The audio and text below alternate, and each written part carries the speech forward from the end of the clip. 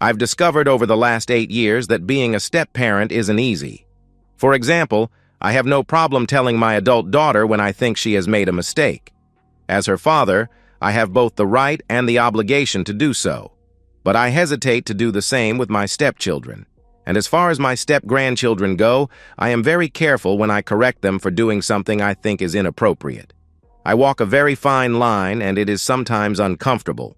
So when it came to my attention that my stepdaughter-in-law might be cheating on her husband, I was in a quandary. My name is Patrick, Pat Hansen. My wife, Jenny, and I have been married for 8 years. It is a second marriage for both of us. Our relationship, however, goes back over 30 years. We dated for a few months in high school before going our separate ways. We got back together 10 years ago. I had been married for 18 years when my wife and I separated. It wasn't because one of us cheated, our finances, or our love lives. It was because of a fence around our swimming pool. Well, in all honesty, the disagreement about the fence was just the last straw in a huge bale of straw. Over the years, our relationship had changed, and we, us and our, had become me, mine and I, for both of us. So we decided to call it quits. Our daughter handled the divorce as well as could be expected and accepted, having 2 houses which gradually became 2 homes. She likes her stepfather and treats him with respect and affection, likewise with my wife, her stepmother. Jenny's son and daughter feel the same about me. At least I think they do. My daughter once asked Jenny why we quit dating in high school. Because I wouldn't put out and Nancy did. My daughter absolutely howled. My first wife and I were separated, and the divorce was still a few weeks away. I was online looking for one thing, and something completely unrelated to my original search appeared and reminded me of the Jenny I knew so long ago. So I typed her name. I didn't know her married name, or even if she was married, so I typed her maiden name. Up popped her name with her husband's obituary. The obituary even had her telephone number in it, which I thought was unusual, so I called her, and the rest, as they say, is history. I am the director of safety for a large trucking company. We moved to New Orleans 5 years ago to take the job. My work is difficult, but fortunately keeps me close to home. Jenny spends her time sitting on several boards for charities around the area. We are not wealthy by any stretch of the imagination, but we can do just about anything we want to do. Her late husband's investments helped see to that. My daughter is single and lives in Cincinnati, Ohio, where she and her mother own a relatively successful gift shop. Jenny's daughter lives in Estes Park, Colorado, with her husband, who is a park ranger, and their 2 children. Her son, Tyson, Ty for short, lives with his wife of 5 years in Memphis, where he is a manager for a package delivery service. Ty's wife, Lauren, is a dental assistant and works for one of the area's most popular dentists. They have a 4-year-old daughter named Madge. Jenny and I don't get to see our children nearly often enough, maybe once or twice a year for a few days. In the past couple of years, we have seen Ty, Lauren, and Madge more often than that. It is about a 6-hour drive from Memphis, and he seems to have lots of 3-day weekends, so they drive down every few months. Mardi Gras is a good time for them to come, and Madge loves to yell, "Throw me something, mister," while watching the parades. She has enough beads to buy Manhattan Island all over again. But for the last year or so, only Ty and Madge made the trip. Lauren always seemed too busy. It was the same thing last summer. Jenny and I took all of the children on a cruise. Everyone made it but Lauren. She couldn't get off work, said Ty. Another time, Jenny and I were to meet them, as well as my daughter in New York City. But Lauren, again, was unable to be there. It was a busy week, and she felt guilty about taking off. What was the excuse Ty gave? "I'm beginning to think she doesn't like us." "It's not that, Pat. I guess she feels like she needs to be close to work in case an emergency pops up." When your job becomes more important than your family, it might be time to find another job. We never talked about it again, and I never felt close enough to him to really discuss his personal life, and I have certainly not discussed it with Jenny, but I had begun to have some concerns about their marriage. Now what, if anything, should I do about those concerns? I decided to do nothing for the time being. 4 months ago, One of the trucking associations my company is a member of was hosting a seminar in Nashville. My boss decided that it would be a good idea for us to be represented, so I made arrangements for my assistant to go. 2 days before the seminar was to start, her husband had emergency gallbladder surgery and she couldn't go, so I went. That sounds funny. Emergency gallbladder surgery. But I understand that it isn't very funny to the patient. Jenny thought it would be a good time for her to visit her daughter in Colorado, and I agreed. The seminar was over on Friday afternoon, and several of us were going to have dinner and socialize for the evening.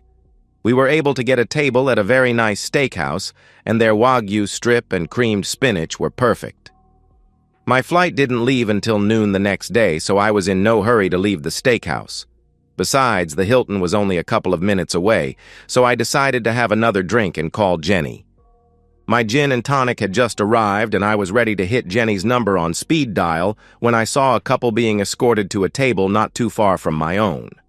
I watched as the waiter held the chair for the lady, and she sat.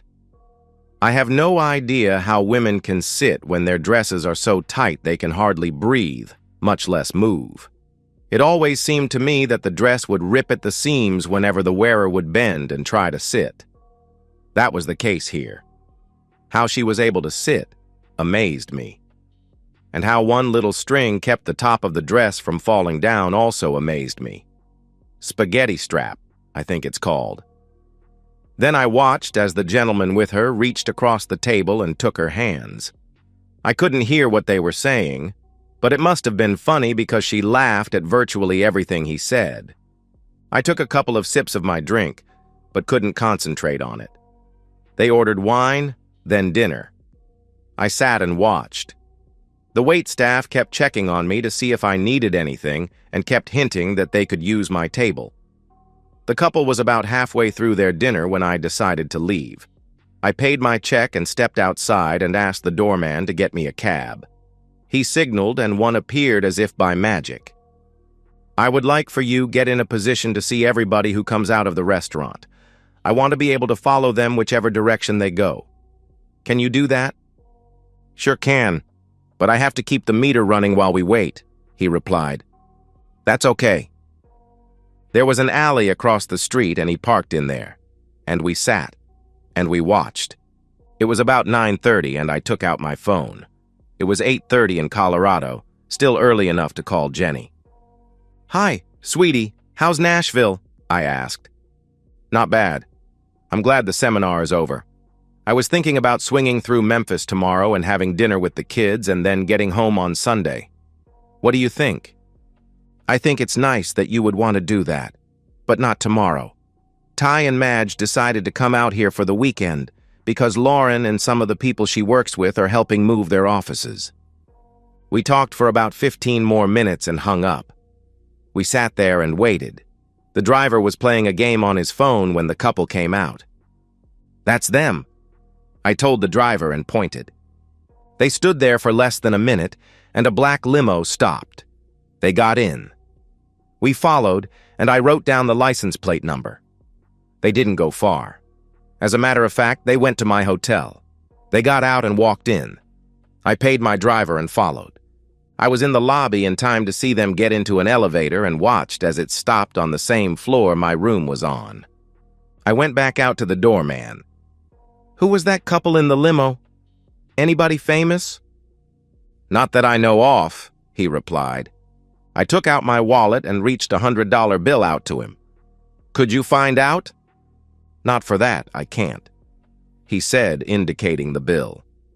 I peeled off another one, waited, then another. I started to put all of them back in my wallet, and he reached for them. Be right back, he answered. He was gone for about 5 minutes and handed me a piece of paper. I walked inside and stepped into the elevator before looking at the paper. Mr. and Mrs. Dominic LaFazzo, room 912. I stepped off the elevator. Room 912 was to the left. I turned right to 936, which was my room. I stood at the window and looked out and wondered what Lauren was doing right now in room 912. I hadn't been sure when I first saw them walk in, but the more I watched them and the more I looked at her, the more my doubts faded. It was her, and it answered some of the questions I had been having recently. I went to the minibar and made myself a gin and tonic. I opened my phone and looked up private investigators in Nashville. There were a lot of them. I looked until I saw one which said, "Call 24 hours." So I did. Less than an hour later, I opened my door to a middle-aged couple who introduced themselves as the investigators, and I asked them in. They turned down my offer of a drink, so we talked. I told them I wanted to know everything I could find out about Dominic Lafazo. I told them the room number and gave them the limo license plate number. Then we talked about money. "When would you like us to start?" "Right now, too soon?" I handed them a credit card. They took down the information they needed and left. I had planned to go home tomorrow but made up my mind to stay until Sunday. I went to bed and tried to sleep. I spent most of the next morning sitting in the lobby trying not to be noticed. While I sat there, I changed my flight to Sunday afternoon. Shortly before noon, they stepped off the elevator, walked outside, and got in the limo. I walked down the street, ate lunch, and was back sitting in the lobby when they walked in 5 hours later and got in the elevator. I sat there the rest of the day but never saw them again. The next morning, I received a call from one of the investigators while I was on my way to the airport. She wanted to update me. We met at the airport and she handed me the envelope. "There is some information on Mr. Lafazo. There are also pictures and a video. The pictures are pretty tame, but the video is not. The same doorman you paid to get Lafazo's name helped us get into their room yesterday while they were gone so we could plant our equipment. We figured if he took your bribe, he might take ours. And he did. He was able to get us the room next to Lafazo so we could monitor and record what went on. The doorman's pretty sleazy and actually wanted a copy of the video for his own viewing pleasure. We have been in this business a long time, and this is the first time we were able to get into a Hilton room, so actually we considered ourselves lucky. The limo is a regular for hire car. Nothing more than an expensive cab. We have contacts all over town who help us gather information. Luckily, the limo driver is one of those contacts, so most of the pictures are from him when they were in his car yesterday. The info on Lafazo is far from complete. He's from Memphis and comes here every couple of months and always brings a girl with him. The girl he has this weekend has been with him a couple of other times. We will get information on her and get it to you. Don't bother about her. I would, however, like for you to keep an eye on him. Stay with him the next time he comes to town and let me know, I replied. Will do. He always asks for the same driver, so that should be easy. We talked for a few more minutes before I had to get through security. I was a bit concerned about going through security with the video. I was hoping they wouldn't choose me for secondary screening and find an adult video on me. I resisted every urge to open the envelope, but I didn't want anybody looking over my shoulder. I was home by 6. 1 minute later, I opened the envelope. Apparently, there is a network of investigators who provide information to each other. When my investigators talked to their limo driver contact, they found out Lafazo was from Memphis, so they called their contact there, who was only too happy to give them the lowdown on him. Dominic Lafazo was a dentist, married with 4 children. He was well known as a philanderer but was very selective. He and 4 other men in Memphis were in a club, a Have Intimacy a Lot club. Their rules were simple: intimate early and intimate often. The women they had affairs with had to be married so they would have as much to lose as the men if they were caught, and the men always had to have more than one woman. Not at the same time, but they always had to have more than one they could call on for intimacy. Lafazo currently had at least 2 women he had affairs on a regular basis. He apparently took every opportunity to mess around, but preferred going to Nashville to do it. He used the excuses of dental seminars and fraternity brothers' golfing outings to explain being out of town so frequently. I took a short break. This guy pursued intimacy purely for pleasure. My first thought was that he was a slime ball. But then I thought, who doesn't have intimacy for pleasure? Humans are the only animals who do that, at least as far as we know. But he was married, and the women he had an affair with were married, and one of them was my stepdaughter-in-law. I picked up the pictures, some kissing in the back seat. an exposed chest, relatively tame, but still enough to start any normal husband for divorce court. Then I watched the video. It was after they came back to the hotel yesterday afternoon that the investigators had planted their equipment. They walked into the room. Lauren went to the window and opened the drapes as far as they would go. Then she turned on the radio to a country station. Jenny and I like country music and had often heard Ty and Lauren laugh at us for it. Neither of them liked it, so I was surprised when she started swaying to it. LaFazo had taken off his jacket and was sitting on the edge of the bed taking off his shoes. She knelt on her knees and helped him with his shoes. "Wanna love me now?" she asked. "I need a shower. After you dragging me all over town, I'm all sweaty." "Okay, I'll join you in a minute. I should call Ty." She sat in a chair by the desk. "Jesus Christ, you call him 6 times a day." "I have to keep him happy. And dumb," she replied. "Hi, sweetie. Sure, I'm fine. And you? How's Madge?" "Good. What am I doing? We have just finished eating. I had a hot dog. As a matter of fact, I still have the taste of it in my mouth." And so it went until LaFazo came out of the shower still drying himself. He walked up to Lauren and abruptly placed himself in her mouth mid-sentence. She paused for a couple of seconds before turning her head and letting him slip out. "Sorry, sweetie, I can't get the taste of that hot dog out of my mouth. I really like it." They chatted for a couple more minutes before she said goodbye. LaFazo had been standing there while she talked to Ty. After she ended the call, she turned, looked up at him, smiled, and got ready for love. At one point, they were resting and decided they were hungry, so they called room service. "So are you going to give him a treat when he comes?" "I don't know. The last one liked it, didn't he?" she asked. "Hell yeah, he liked it. Who wouldn't? You opened the door not wearing anything." They discussed the pros and cons of her exposing herself to the delivery person. When the knock came, LaFazo went into the bathroom, partially closed the door, and peeked out as Lauren strolled over to the door. She winked at him and opened the door. The young man paid no attention to her as he put the tray down on the table and checked everything off his list, ensuring that what they ordered was there. He then walked to the door, opened it, and left. LaFazo came out of the bathroom and they looked at each other stunned, then started laughing. "Maybe it would have been more effective if you had done it," Lauren said as she gave him a gentle tug. The rest of the video was more of the same. At some point, I stopped looking at her as a beautiful woman and returned to see her as my stepson's wife, the mother of his daughter and the woman who talked to her husband on the phone while being with another man. She wasn't so attractive anymore. My phone rang. It was Jenny. "Hi. We just landed and I'll be home soon. Have you eaten?" "I'm not very hungry. I'll just have a peanut butter sandwich." "Sounds good to me. See you soon." I put everything back in the envelope and put it in my car. When Jenny and I have been away from each other, we like to just sit and be close for a while. That evening, we sat on the sofa and chatted about our respective weeks. There was a lull in our conversation. 2 times she started to say something but stopped herself. I didn't push her. Later in bed, we made love, slowly and gently like we usually do, and I was in love with my wife all over again. On Tuesday, I received a call from my Nashville investigators.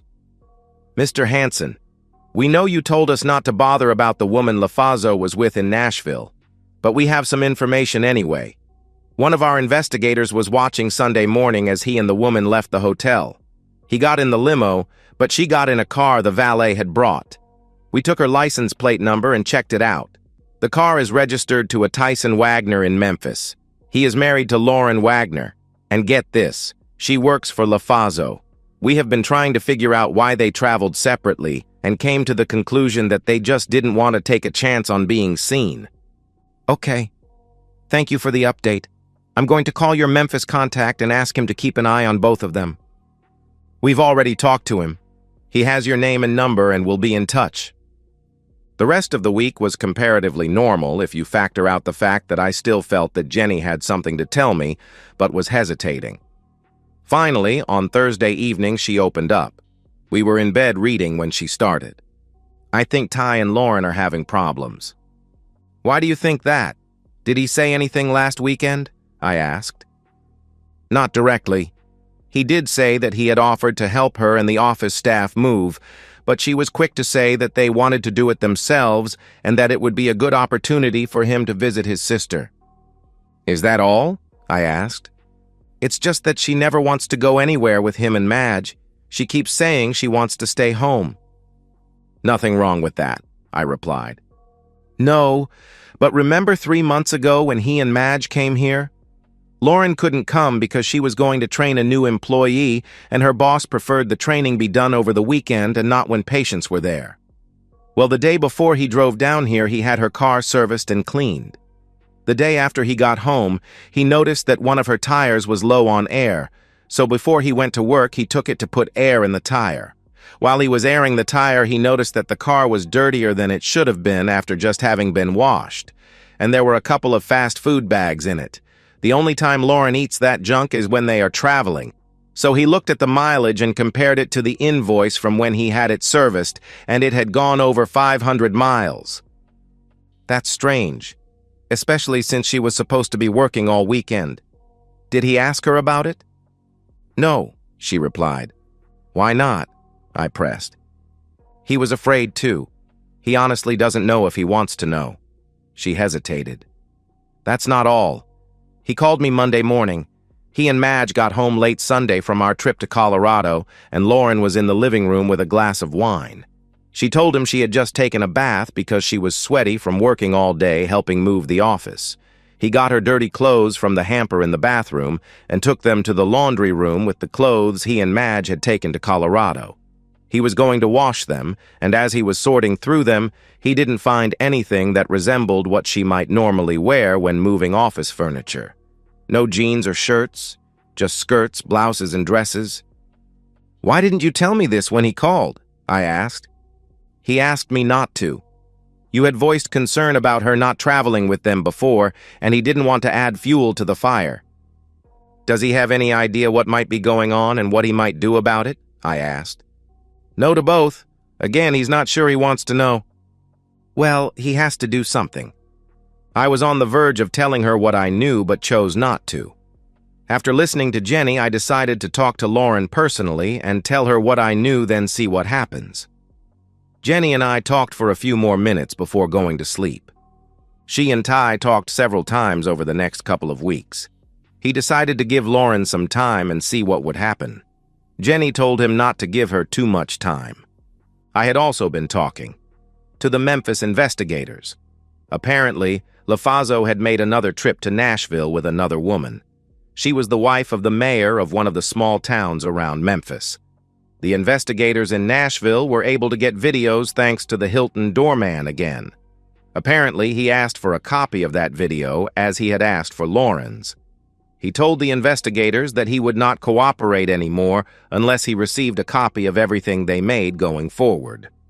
I also talked to my boss and told him that I would probably be taking a Friday off in the near future.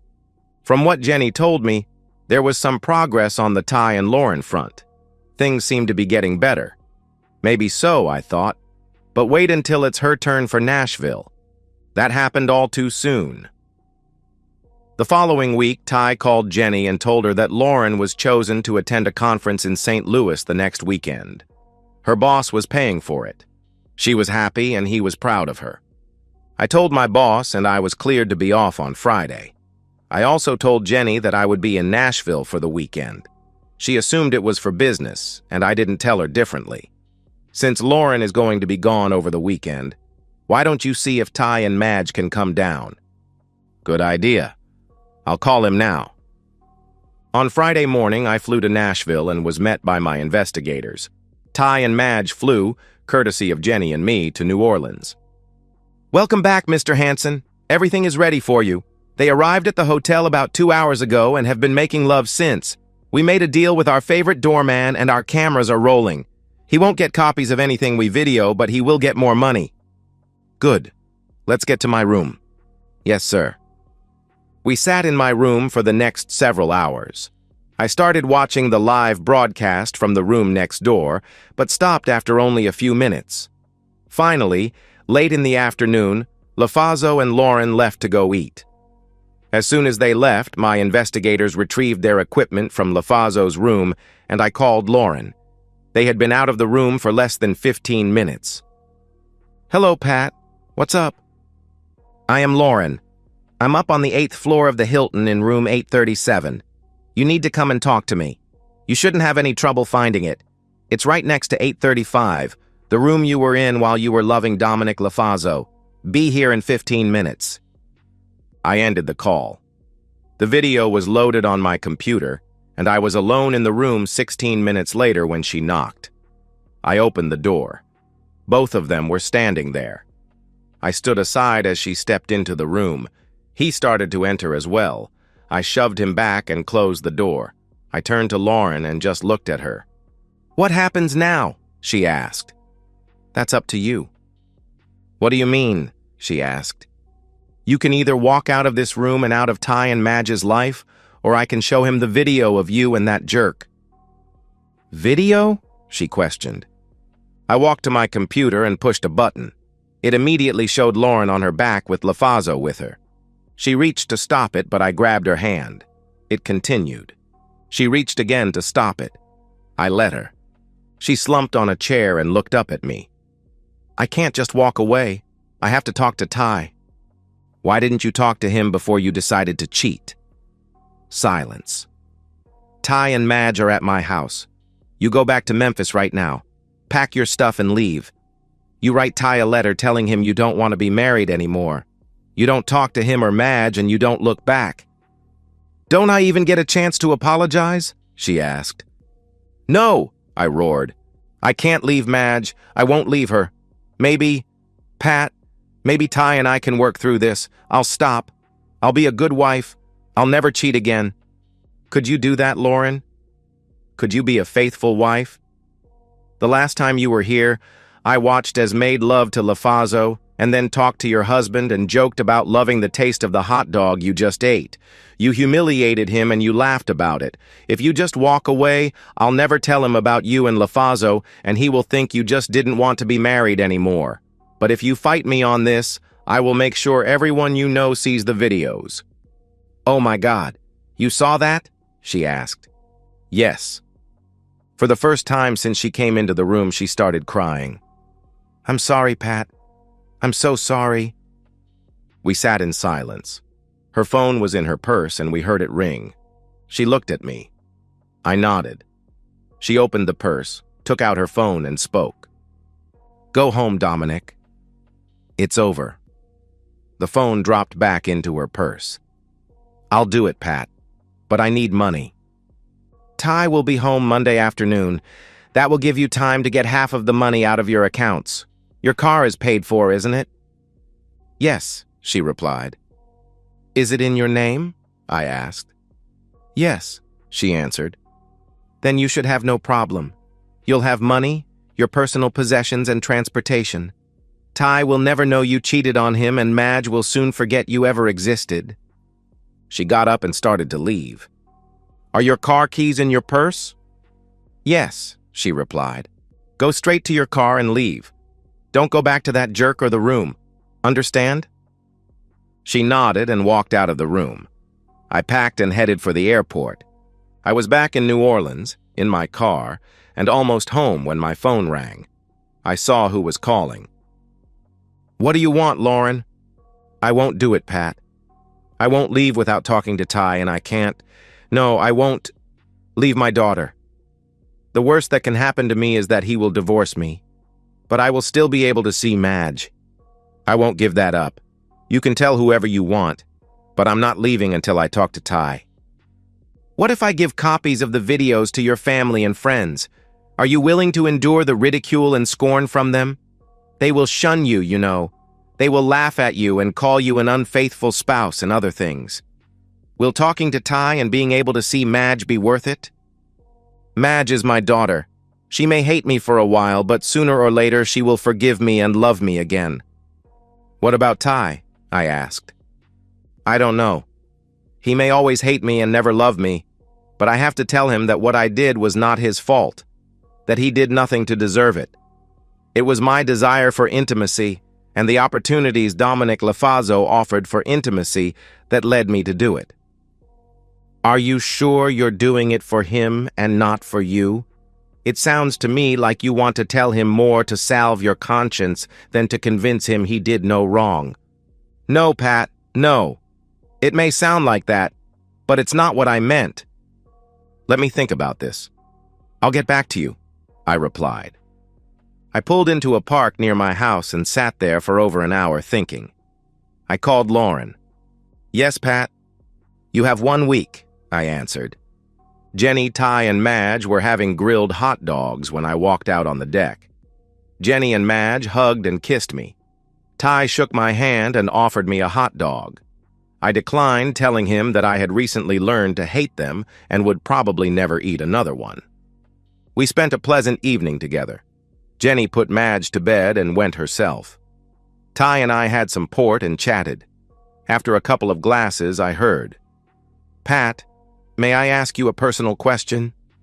"Of course," I replied. "Why did you divorce your first wife?" The short answer is we just grew apart. During the first years of our marriage, we did everything together and wanted the same things, and we had our daughter, Barbara. Over the years, we just grew apart. I learned to like country music, for example, and she leaned toward classical. She wanted to go to the theater, and I wanted to watch television. I liked to work with wood, and she hated sawdust, and on and on and on. When we were first married, everything was, "We will do this," or "our vacation," and the two of us. But over the years, it became, "I want to do this," or "my vacation," or "I want to do it for me." One morning, we both woke up, shook hands, and parted as friends.